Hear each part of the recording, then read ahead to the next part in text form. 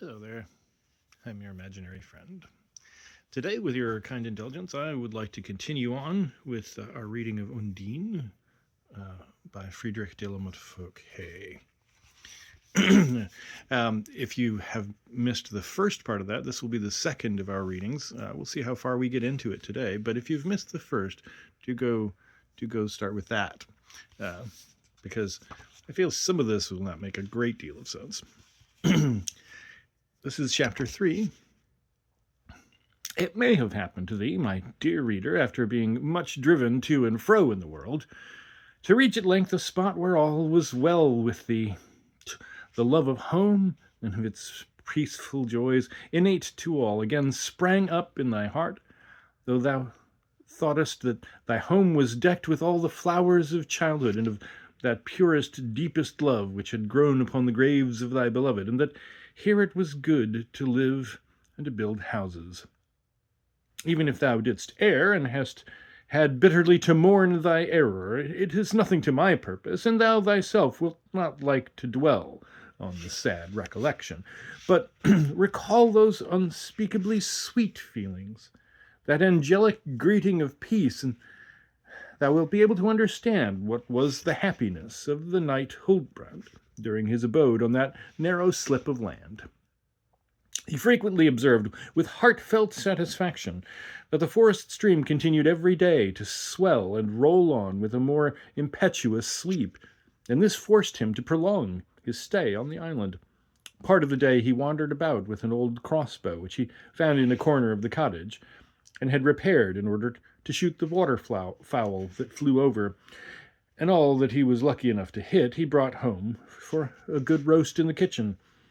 When he came in with his booty, Undine seldom failed to greet him with a scolding, because he had cruelly deprived the happy, joyous little creature of life, as they were sporting above in the blue ocean of the air. Nay, more, she often wept bitterly when she viewed the waterfowl dead in his hand. But at other times, when he returned without having shot any, she gave him a scolding equally serious, since, owing to his carelessness and want of skill, they must now put up with a dinner of fish.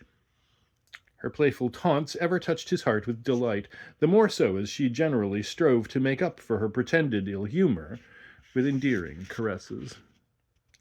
The old people saw with pleasure this familiarity of Undine and Huldbrand. They looked upon them as betrothed, or even as married, and living with them in their old age on their island, now torn off from the mainland. The loneliness of his situation strongly impressed also the young Huldbrand with the feeling that he was already Undine's bridegroom.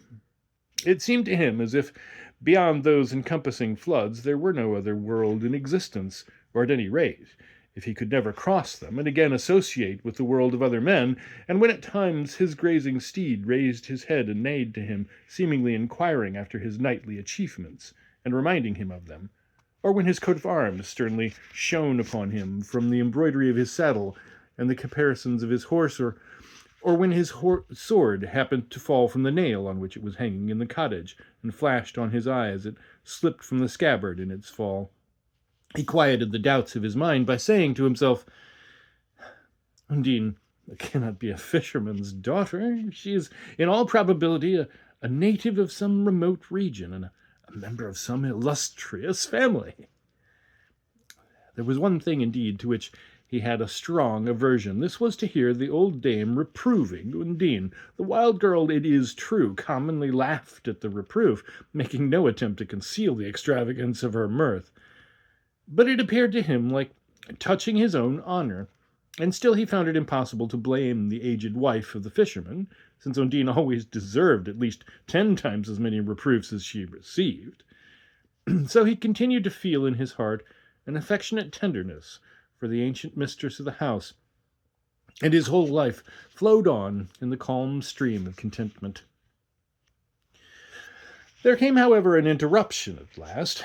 The fisherman and the knight had been accustomed at dinner, and also in the evening, when the wind roared without, as it rarely failed to do towards night, to enjoy together a flask of wine. But now their whole stock, which the fisherman had from time to time brought with him from the city, was at last exhausted, and they were both quite out of humour at the circumstance. That day Undine laughed at them excessively, but they were not disposed to join in her jests with the same gaiety as usual. Toward evening she went out of the cottage, to escape, as she said, the sight of two such long and tiresome faces. While it was yet twilight, some appearances of a tempest seemed to be again mustering in the sky, and the waves already heaved and roared about them. The knight and the fisherman sprang to the door in terror to bring home the maiden, remembering the anguish of that night when Huldbrand had first entered the cottage. But Undine met them at the same moment, clapping her little hands in high glee. "What will you give me," she cried, "to provide you with wine?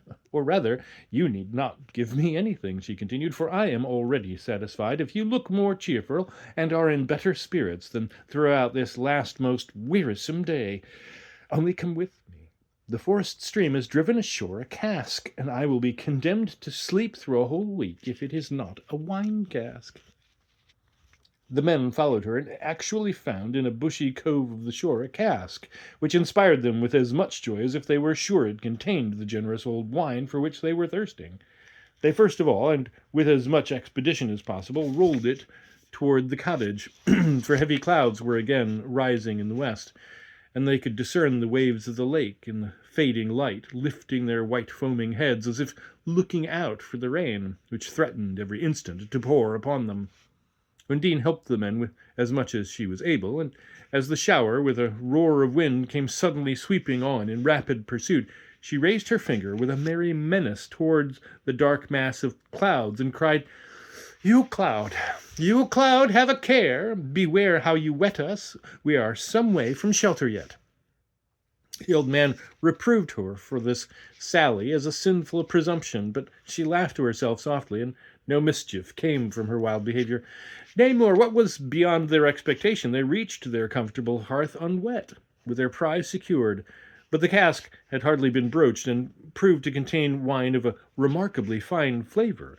When the rain first poured down, unrestrained from the black cloud, the tempest raved through the tops of the trees and swept far over the billows of the deep.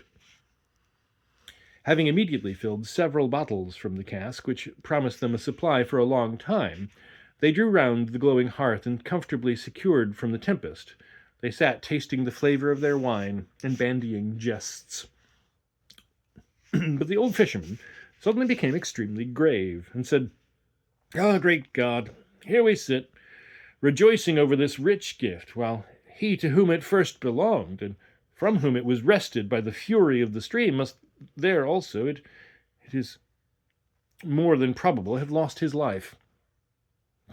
"No such thing," said Undine, smiling as she filled the knight's cup to the brim. But he exclaimed, "By my unsullied honour, old father, if I knew where to find and rescue him, no fear of exposure to the night, nor any peril shall deter me from making the attempt. At least I can promise you that if I again reach an inhabited country, I will find out the owner of this wine, or his heirs, and make double and triple reimbursement." The old man was gratified with this assurance. He gave the knight a nod of approbation, and now drained his cup with an easier conscience and more relish. Undine, however, said to Huldbrand, "As to the repayment and your gold, you may do whatever you like, but what you said about your venturing out, and searching, and exposing yourself to danger, appears to me far from wise. I should cry my very eyes out should you perish in such a wild attempt, and it is not true that you would... And is it not true that you would prefer staying here with me and the good wine?" "Most assuredly," answered Huldbrand, smiling. "Then you see," replied Undine, "you spoke unwisely. For charity begins at home, and why need we trouble ourselves about our neighbours?" The mistress of the house turned away from her, sighing and shaking her head, while the fisherman forgot his wonted indulgence towards the graceful maiden, and thus rebuked her. "That sounds exactly as if you had been brought up by heathens and Turks." And he finished his reproof by adding, "May God forgive both me and you, unfeeling child." "Well, say what you will, that is what I think and feel," replied Undine. "Whoever brought me up, and all your talking cannot help it." "Silence!" exclaimed the fisherman, in a voice of stern rebuke, and she, who with all her wild spirit was extremely alive to fear, shrank from him, moved close up to Huldbrand, trembling, and said very softly, Are you also angry, dear friend? The knight pressed her soft hand and tenderly stroked her locks. He was unable to utter a word, for his vexation, arising from the old man's severity towards Undine, closed his lips, and thus the two couples sat opposite to each other, at once heated with anger and in embarrassed silence. In the midst of this stillness, a low knocking at the door startled them all. For there are times when a slight circumstance, coming unexpectedly upon us, startles us like something supernatural. But there was the further sound of alarm that the enchanted forest lay so near them, the further source of alarm that the enchanted forest lay so near them, and that their place of abode seemed at present inaccessible to any human being. While they were looking upon one another in doubt, the knocking was again heard, accompanied with a deep groan.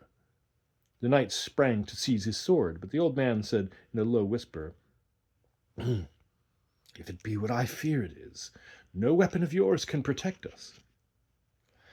Undine, in the meanwhile, went to the door and cried with the firm voice of fearless displeasure, "Spirits of the earth, if mischief be your aim, Culeborn shall teach you better manners."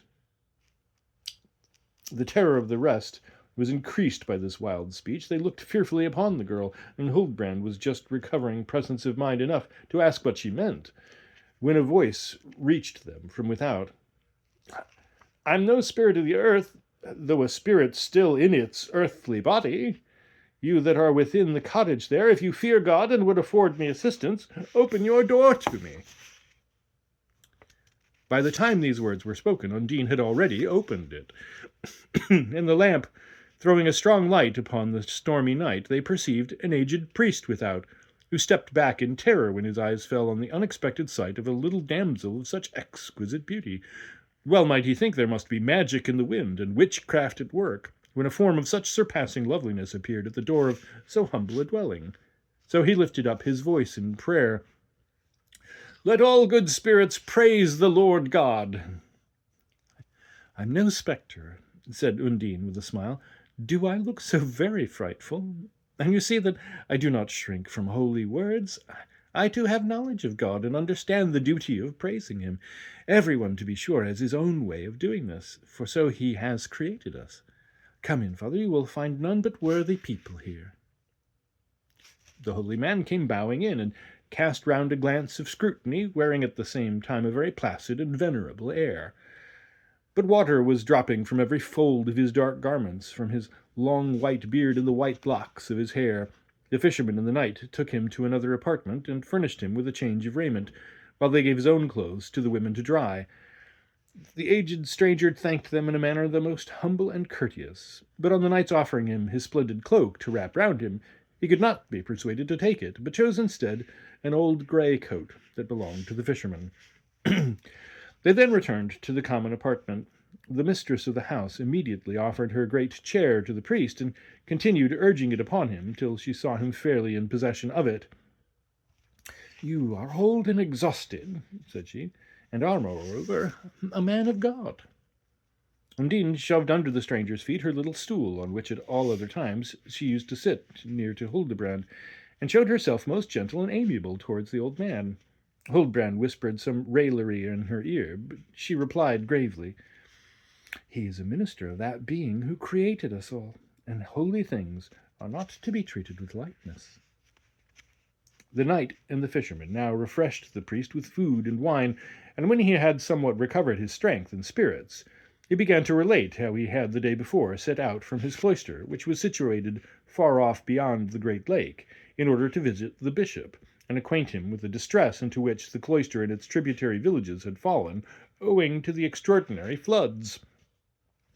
After a long and wearisome wandering, on account of the rise of the waters, he had been this day compelled toward evening to procure the aid of a couple of boatmen, and cross over an arm of the lake which had burst its usual boundary. "But hardly," continued he, "had our small ferry-boat touched the waves, when that furious tempest burst forth which is still raging over our heads. It seemed as if the billows had been waiting our approach, only to rush on us with a madness the more wild. The oars were wrested from the grasp of my men in an instant, and shivered by the resistless force, they drove farther and farther out before us upon the waves. Unable to direct our course, we yielded to the blind power of nature, and seemed to fly over the surges toward your distant shore, which we already saw looming through the mist and foam of the deep. Then it was at last that our boat turned short from its course, and rocked with a motion that became more wild and dizzy. I know not whether it was overset, or the violence of the motion threw me overboard. In my agony and struggle at the thought of a near and terrible death, the waves bore me onward, till I was cast ashore here, beneath the trees of your island. Yes, an island, cried the fisherman. A short time ago it was only a point of land, but now, since the forest, stream, and lake have become all but mad, it appears to be entirely changed. I observed something of it, replied the priest, as I stole along the shore in the obscurity, and hearing nothing around me but a sort of wild uproar, I perceived at last that the noise came from a point exactly where a beaten footpath disappeared. I now caught the light in your cottage, and ventured hither, where I cannot sufficiently thank my heavenly Father, that after preserving me from the waters, he has also conducted me to such pious people as you are, and the more so, as it is difficult to say whether I shall ever behold any other persons in this world except you four. What mean you by those words? Asked the fisherman. Can you tell me, then, how long this commotion of the elements will last? Replied the priest. I am old. The stream of my life may easily sink into the ground and vanish before the overflowing of that forest stream shall subside. And indeed, is it not possible that more and more of the foaming waters may rush in between you and yonder forest, until you are so far removed from the rest of the world that your small fishing canoe may be incapable of passing over, and the inhabitants of the continent entirely forget you in your old age amid the dissipation and diversions of life? At this melancholy foreboding, the old lady shrank back with a feeling of alarm, crossed herself, and cried, God forbid. But the fisherman looked upon her with a smile and said, What a strange being is man! Suppose the worst to happen. Our state would not be different, at any rate. Your own would not, dear wife, from what it is at present. For have you, these many years, been farther from home than the border of the forest? And have you seen a single human being, besides Undine and myself? It is now only a short time since the coming of the knight and the priest. They will remain with us, even if we do become a forgotten island. So, after all, you will be a gainer. I know not, replied the ancient dame. It is a dismal thought, when brought fairly home to the mind, that we are forever separated from mankind, even though, in fact, we never do know nor see them. Then you will remain with us. Then you will remain with us, whispered Undine, in a voice scarcely audible and half singing, while she nestled closer to Huldbrand's side. But he was immersed in the deep and strange musings of his own mind.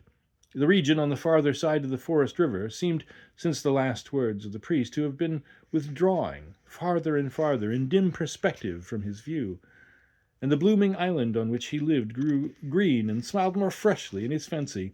His bride glowed like the fairest rose, not of this obscure nook only, but even of the whole wide world. And the priest was now present, added to which the mistress of the family was directing an angry glance at Undine, because even in the presence of the priest she leant so fondly on the knight, and it seemed as if she was on the point of breaking out in harsh reproof, then burst forth from the mouth of Huldbrand as he turned to the priest. Father, you here see before you an affianced pair, and if this maiden and these good old people have no objection, you shall unite us this very evening. The aged couple were both exceedingly surprised. They had often, it is true, thought of this, but as yet they'd never mentioned it, and now when the knight spoke it came upon them something wholly new and unexpected. Undine became suddenly grave, and looked down thoughtfully, while the priest made inquiries respecting the circumstances of their acquaintance, and asked the old people whether they gave their consent to the union. After a great number of questions and answers, the affair was arranged to the satisfaction of all, and the mistress of the house went to prepare the bridal apartment of the young couple, and also, with a view to grace the nuptial solemnity, to seek for 2 consecrated tapers, which she had for a long time kept by her for this occasion. The knight, in the meanwhile, busied himself about his golden chain, for the purpose of disengaging 2 of its links, that he might make an exchange of rings with his bride. But when she saw his object, she started from her trance of musing, and exclaimed, "Not so. My parents by no means sent me into this world so perfectly destitute. On the contrary, they foresaw, even at that early period, that such a night as this might come." Thus speaking, she went out of the room, and a moment after returned with 2 costly rings, of which she gave one to her bridegroom and kept the other for herself. The old fisherman was beyond measure astonished at this, and his wife, who was just re-entering the room, was even more surprised than he, that neither of them had ever seen these jewels in the child's possession. "My parents," said Undine, "sewed these trinkets to that beautiful raiment which I wore the very day I came to you. They also charged me on no account whatever, to mention them to anyone before my wedding evening. At the time of my coming, therefore, I took them off in secret, and have kept them concealed to the present hour." The priest now cut short all further questioning and wondering, while he lighted the consecrated tapers, placed them on a table, and ordered the bridal pair to stand opposite to him. He then pronounced the few solemn words of the ceremony, and made them one. The elder couple gave the younger their blessing, and the bride, gently trembling and thoughtful, leaned upon the knight.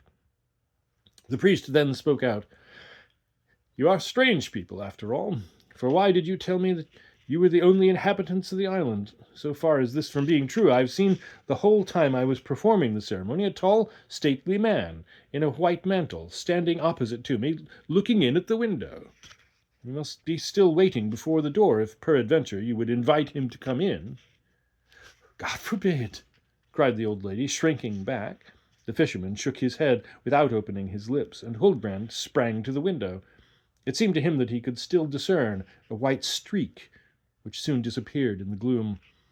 He convinced the priest that he must have been mistaken in his impression, and they all sat down together round a bright and comfortable hearth.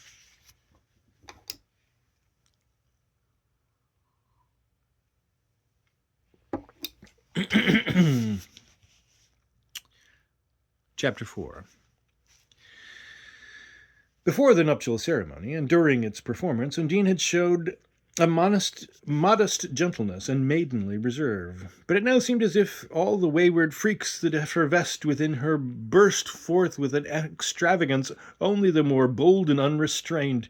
She teased her bridegroom, her foster parents, and even the priest, whom she had just now revered so highly, with all sorts of childish tricks. But when the ancient dame was about to reprove her too frolicsome spirit, the knight in a few words imposed silence upon her by speaking of Undine as his wife. The knight was himself, indeed, just as little pleased with Undine's childish behaviour as the rest, but all his looks and half-reproachful words were to no purpose. It is true, whenever the bride observed the dissatisfaction of her husband, and this occasionally happened, she became more quiet, placed herself beside him, stroked his face with caressing fondness, whispered something smilingly in his ear, and in this manner smoothed the wrinkles that were gathering on his brow. But the moment after, some wild whim would make her resume her antic movements, and all went worse than before. The priest then spoke in a kind, although serious tone. "My fair young maiden, surely no one can look on you without pleasure, but remember betimes so to attune your soul that it may produce a harmony ever in accordance with the soul of your wedded bridegroom." "Soul!" cried Undine with a laugh. "What you say has a remarkably pretty sound, and for most people too it may be a very instructive and profitable caution. But when a person has no soul at all, how, I pray you, can such a tuning be then possible? And this, in truth, is just my condition."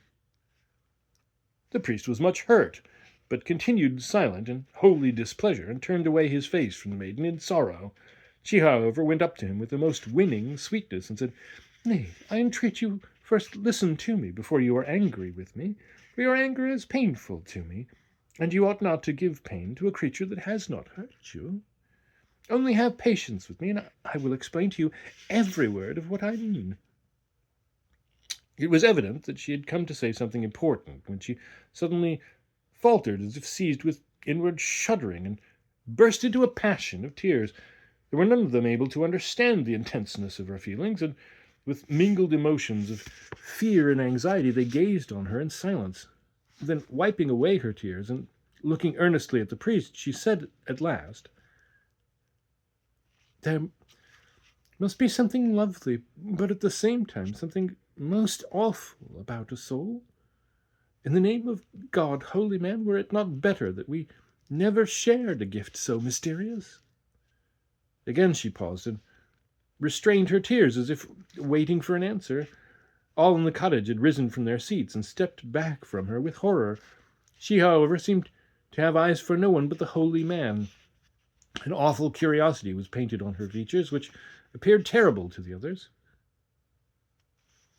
"Heavily must the soul weigh down its possessor," she pursued, when no one returned her any answer.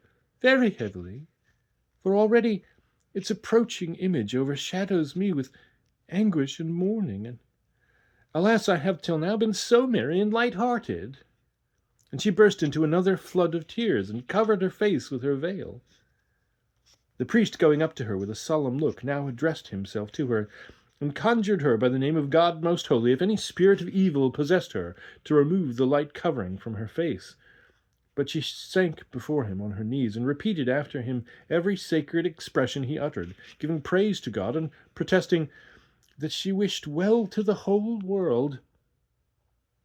The priest then spoke to the knight. "Sir bridegroom, I leave you alone with her whom I have united to you in marriage. So far as I can discover, there is nothing evil in her, but assuredly much that is wonderful. What I recommend to you is prudence, love, and fidelity."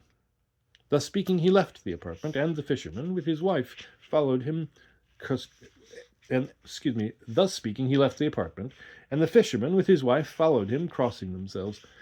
Undine had sunk upon her knees.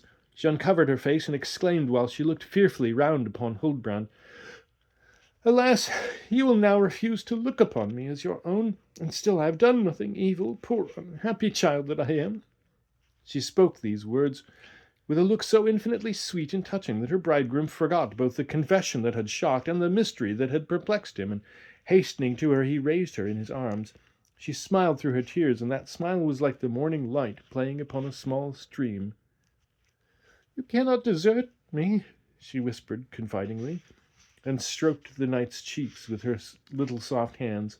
He turned away from the frightful thoughts that still lurked in the recesses of his soul, and were persuading him that he had been married to a fairy or some spiteful and mischievous being of the spirit world. Only the single question, and that almost unawares, escaped from his lips. "Dearest Undine, tell me this one thing. What was it you meant by spirits of earth and Kuhleborn when the priest stood knocking at the door?" "Tales, mere tales of children," answered Undine, laughing, now quite restored to her wonted gaiety. "I first frightened you with them, and you frightened me. This is the end of the story, and of our nuptial evening." "Nay, not so," replied the enamoured knight, extinguishing the tapers, and 1,000 times kissing his beautiful and beloved bride, while, lighted by the moon that shone brightly through the windows, he bore her into their bridal apartment. The fresh light of morning woke the young married pair, but Huldbrand lay lost in silent reflection. Whenever during the night he had fallen asleep, strange and horrible dreams of spectres had disturbed him, and these shapes, grinning at him by stealth, strove to disguise themselves as beautiful females, and from beautiful females they all at once assumed the appearance of dragons. And when he started up, aroused by the intrusion of these hideous forms, the moonlight shone pale and cold before the windows without. He looked affrighted at Undine, in whose arms he had fallen asleep, and she was reposing in unaltered beauty and sweetness beside him. Then, pressing her rosy lips with a light kiss, he again fell into a slumber, only to be awakened by new terrors. When fully awake, he had thought over this connection. He reproached himself for any doubt that could lead him into error in regard to his lovely wife. He also confessed to her his injustice, but she only gave him her fair hand, sighed deeply, and remained silent.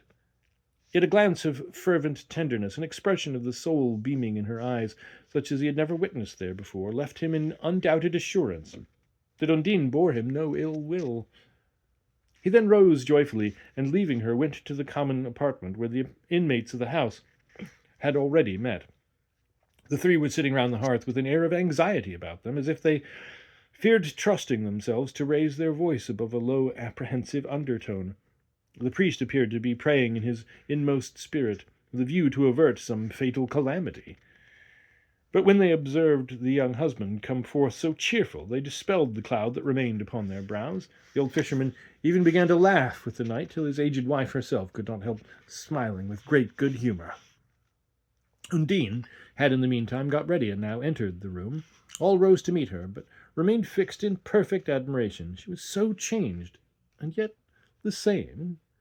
The priest, with paternal affection beaming from his countenance, first went up to her, and as he raised his hand to pronounce a blessing, the beautiful bride sank on her knees before him with religious awe. She begged his pardon in terms both respectful and submissive for any foolish things she might have uttered the evening before, and entreated him with emotion to pray for the welfare of her soul. She then rose, kissed her foster parents, and, after thanking them for all the kindness they had shown her, said, "Oh, I now feel in my inmost heart how infinitely much you have done for me, you dear, dear friends of my childhood." At first she was wholly unable to tear herself away from their affectionate caresses, but the moment she saw the good old mother busy in getting breakfast, she went to the hearth, applied herself to cooking the food and putting it on the table, and it would not suffer her to take the least share in the work. She continued in this frame of spirit the whole day, calm, kind, attentive, half matronly, half girlish. The three who had been longest acquainted with her expected every instant to see her capricious spirit break out in some whimsical change or sportive vagary. But their fears were quite unnecessary. Undine continued as mild and gentle as an angel. The priest found it all but impossible to remove his eyes from her, and he often said to the bridegroom, "The bounty of heaven, sir, through me it is its unworthy instrument entrusted to you yesterday, an invaluable treasure. Cherish it as you ought, and it will promote your temporal and eternal welfare." Toward evening, Undine was hanging upon the knight's arm with lowly tenderness, while she drew him gently out before the door, where the setting sun shone richly over the fresh grass and upon the high, slender boles of the trees. Her emotion was visible. The dew of sadness and love swam in her eyes, while a tender and fearful secret seemed to hover upon her lips, but was only made known by hardly breathed sighs. She led her husband farther and farther onward, without speaking. When he asked her questions, she replied only with looks, in which it is true there appeared to be no immediate answer to his inquiries, but a whole heaven of love and timid devotion. Thus they reached the margin of the swollen forest stream, and the knight was astonished to see it gliding away with so gentle a murmuring of its waves that no vestige of its former swell and wildness was now discernible. "By morning it will be wholly drained off," said the beautiful wife, almost weeping, "and you will then be able to travel, without anything to hinder you, whithersoever you will." "Not without you, dear Undine," replied the knight, laughing. "Think only, were I disposed to leave you, both the church and the spiritual powers, the emperor and the laws of the realm would require the fugitive to be seized and restored to you." "All this depends on you. All depends on you," whispered his little companion, half weeping and half smiling. "But I still feel sure that you will not leave me. I love you too deeply to fear that misery. Now, bear me over to that little island which lies before us. There shall the decision be made. I could easily indeed glide through that mere rippling of the water without your aid, but it is so sweet to lie in your arms, and should you determine to put me away, I shall have rested in them once more, for the last time." Huldbrand was so full of strange anxiety and emotion that he knew not what answer to make her. He took her in his arms and carried her over, now first realizing the fact that this was the same little island from which he had borne her back to the old fisherman the first night of his arrival. On the farther side he placed her upon the soft grass, and was throwing himself lovingly near his beautiful burden, but she said to him, "Not here, but opposite me. I shall read my doom in your eyes, even before your lips pronounce it. Now, listen attentively to what I shall relate to you. And she began.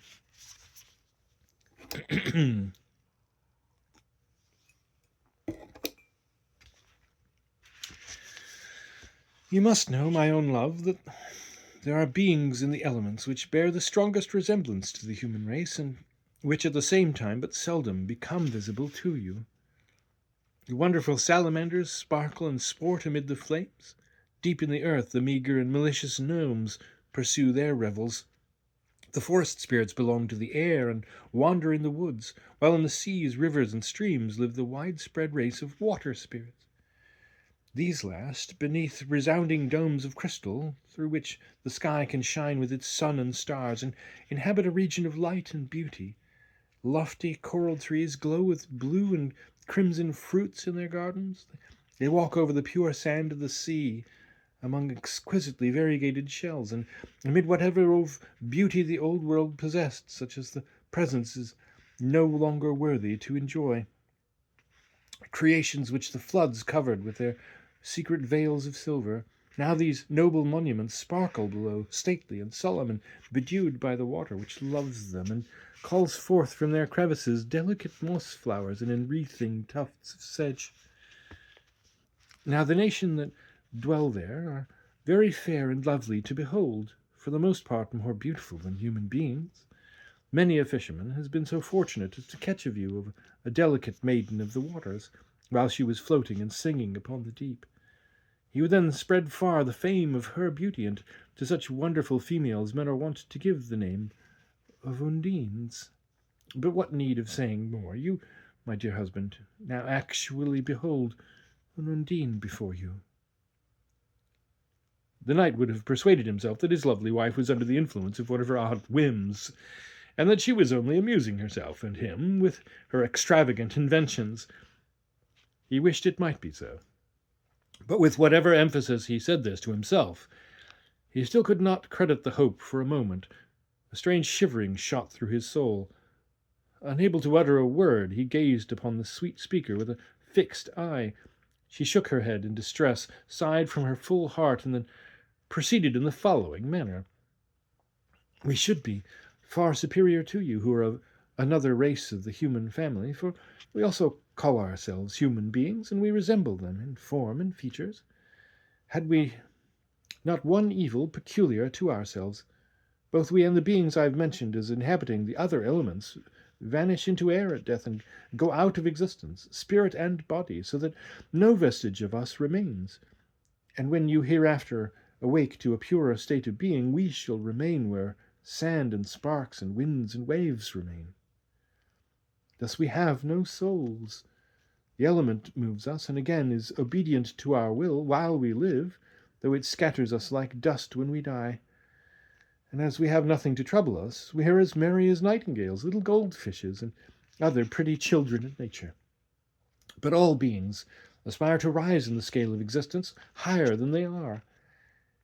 It was, therefore, the wish of my father, who is a powerful water prince in the Mediterranean Sea, that his only daughter should become possessed of a soul, although she should have to endure many of the sufferings of those who share that gift. Now the race to which I belong have no other means of obtaining a soul than by forming with an individual of your own the most intimate union of love. I am now possessed of a soul, and my soul thanks you, my best beloved, and never shall cease to thank you, if you do not render my whole future life miserable. For what will become of me if you avoid and reject me? Still, I would not keep you as my own by artifice, and should you decide to cast me off, then do it now, and return alone to the shore. I will plunge into this brook where my uncle will receive me, my uncle who here in the forest, far removed from his other friends, passes his strange and solitary existence. But he is powerful, as well as revered and beloved by many great rivers, and as he brought me hither to the fisherman, a light-hearted and laughing child, he will take me home to my parents, a woman gifted with a soul, with power to love and to suffer. She was about to add something more when Huldbrand, with the most heartfelt tenderness and love, clasped her in his arms, and again bore her back to the shore. There, amid tears and kisses, he first swore never to forsake his affectionate wife, and esteemed himself even more happy than Pygmalion, for whom Venus gave life to his beautiful statue, and thus changed it into a beloved wife. Supported by his arm, and in the confidence of affection, Undine returned to the cottage, and now she first realized with her whole heart how little cause she had for regretting what she had left, the crystal palace of her mysterious father. I think that's about as far as we will get today. Look forward to another one coming up in future. Thank you for listening.